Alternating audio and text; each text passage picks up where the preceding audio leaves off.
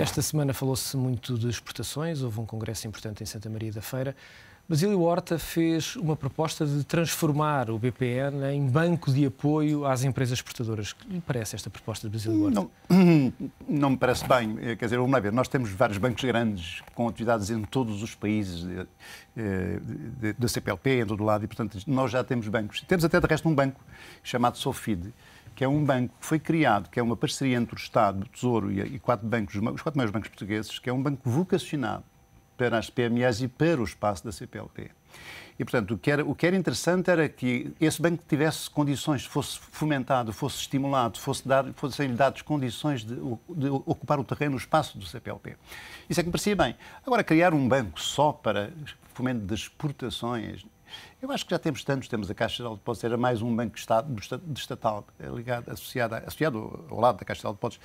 A ideia parece-me bem, temos já instrumentos capazes de pôr em execução sem necessidade de novos instrumentos. E acho que o BPN tem o seu destino traçado e é preciso, é o seu tempo, arrumá-lo e não para esta via. Portanto, eu não concordo nada, concordo com a ideia.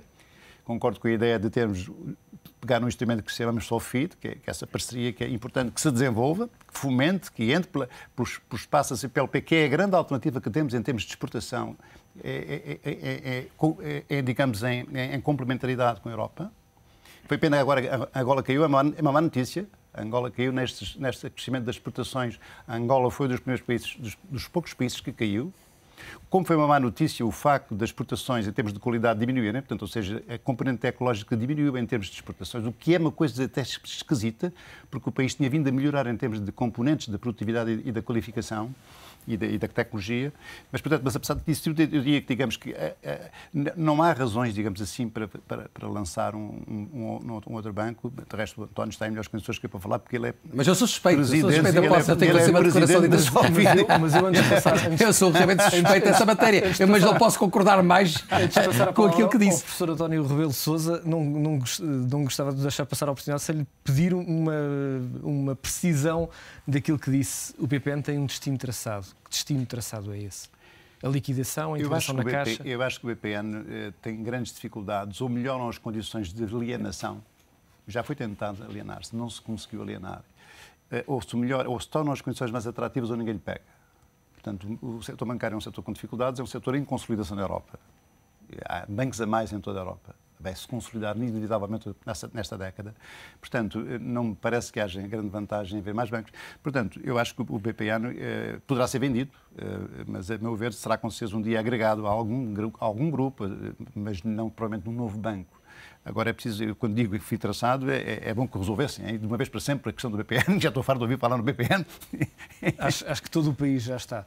António Rebelo de Sousa, vamos à declaração de interesses. Bem, a declaração de interesses, eu sou suspeito porque eu sou presidente do Conselho de Administração da Sofid, mas sou não executivo e não ofiro qualquer remuneração, isso dá-me independência para poder também falar sobre alguma independência para poder falar sobre essa matéria. E eu devo dizer o seguinte, faz realmente muito mais sentido injetar recursos financeiros num banco que, apesar de ser pequeno, realmente é viável, tem uma situação líquida positiva, é são, do que estar realmente a injetar recursos financeiros públicos, de facto, num banco que está falido, realmente. Enfim. Mas, para além disso, seria uma duplicação, que não se compreende, porque realmente o Governo já definiu que, há uns tempos atrás, que já considerou que era do seu interesse ter um banco em que o Estado tem 60% e depois já há 4 bancos principais, que são o Espírito Santo, a Caixa Geral de Depósitos, o BCP e o BPI, que têm os 40%, e temos a Elos, que tem realmente também uma pequena participação, realmente simbólica, realmente, enfim, o Estado não tem os 60%, tem 59,9%, coisa assim parecia,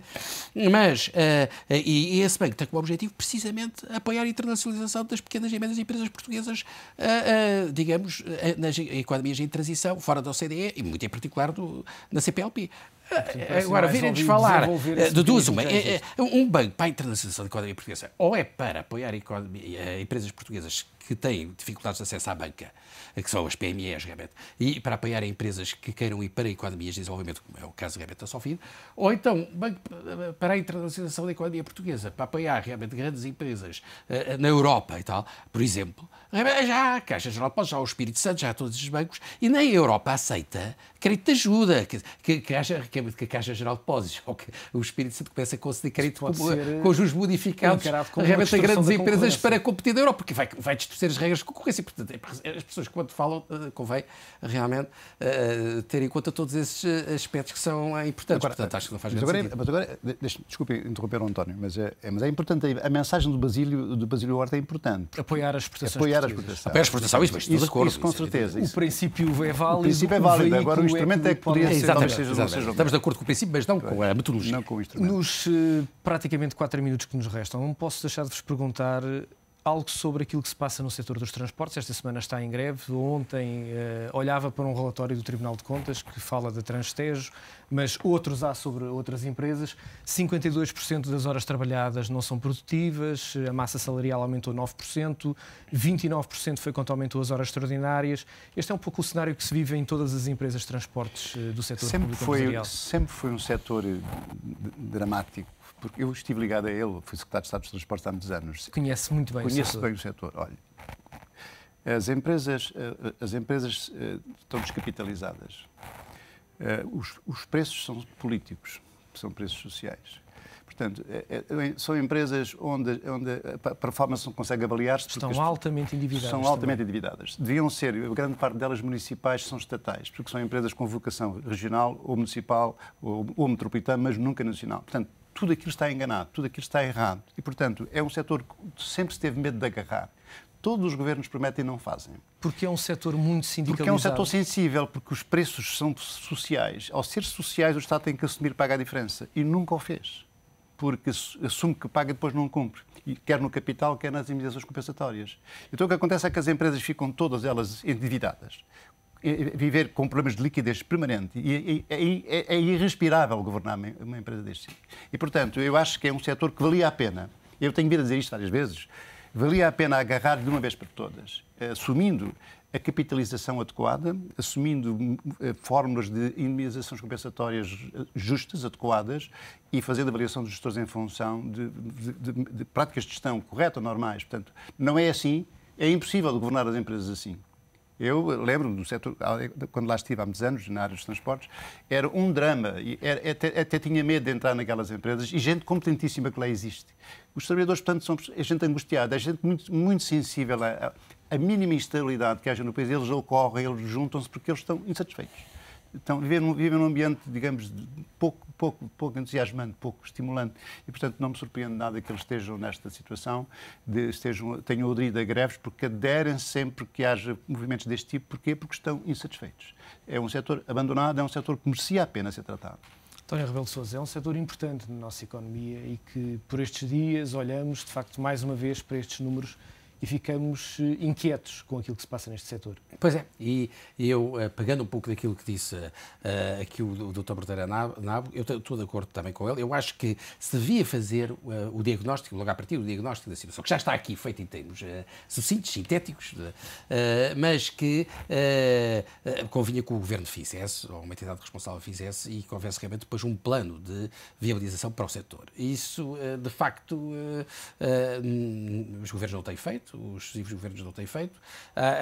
É um setor muito complexo, em que realmente a iniciativa privada dificilmente poderá ter, enfim, nos tempos mais próximos, um papel muito importante. Se os preços estão à partida fixados, com os preços fixados, é evidente. Entramos ali um bocado no setor dos chamados bens semipúblicos, não é? Realmente, digamos assim, não são bens públicos puros, quer dizer assim, mas são bens semipúblicos, porque realmente, de facto, há certos princípios, como o princípio, por exemplo, normalmente em relação aos bens públicos, é o princípio da indivisibilidade, da não exclusão, realmente da não rejeitabilidade, etc. Aqui, realmente, de facto, como há um preço que se paga, não se pode dizer que sejam bens públicos puros, mas realmente são bens mistos, digamos assim. E nesse setor, de facto, o Estado ao programa bem a sua intervenção e ao capitaliza bem as empresas e realmente, e depois tem os chamados contratos de programa, muitas vezes, os contratos de programa. Eu não estou a ser com isto apologista do planeamento para imperativo, depois seria logo realmente. Mas em relação a estes setores, tem que ver realmente contratos de programa. E isso não tem sido feito pelo Governo. Não é por isto, é por todos os governos. E depois são setores, porque são setores muito sensíveis, setores muito sindicalizados, onde a mobilização sindical é muito forte. Mas acaba por afetar também toda a sociedade. E param tudo. porque eu lembro-me, por exemplo, no caso do metro, basta que os maquinistas, os condutores dos comboios, entrem em greve e é um sindicato independente, A tudo empresa para. É como na TAP, basta que os pilotos se zanguem, para. E a mesma coisa se passa na CP. Portanto, pequenos sindicatos de certas áreas críticas são suficientes para parar uma empresa. Pois já, esse é um dos problemas. E Nós temos um hábito que não é anglo-saxónico, que é latino, que é, por exemplo, nas negociações realmente entre parceiros, nós partimos do princípio que a melhor solução é sermos radicais à partida para depois conseguirmos um meio termo. É uma partida nunca confiamos no outro lado. Enquanto que os anglo-saxónicos não pensam da função-reação do parceiro e daquilo que é aceitável para o parceiro e vão logo para a solução próxima do que é admissível para ambas as partes. Quer dizer, tem a preocupação, eu vou já propor uma coisa que esteja próximo realmente da solução. Claro. Mas aqui não. Aqui realmente pensa-se que por uma questão de relação de forças se deve extremar as posições. A política de preços tem sido bem. Eu acho que uma das coisas boas que o país teve depois de 74 é a política de preços dos transportes. A questão é as compensações às empresas. Está na compensação, exatamente. Isso tem vindo a descapitalizar justamente do capital que é necessário. Mas agora a política está boa, porque nós temos, de facto, uma política social dos transportes muito avançada em termos europeus. Francisco Morteira Nabo, António Rebelo de Sousa, é sempre um prazer ter o vosso comentário E elucidado para nós sobre também é um os prazer. temas que estão a dominar a atualidade. O resto, uma boa noite. Voltamos a ver-nos de hoje a 8 dias.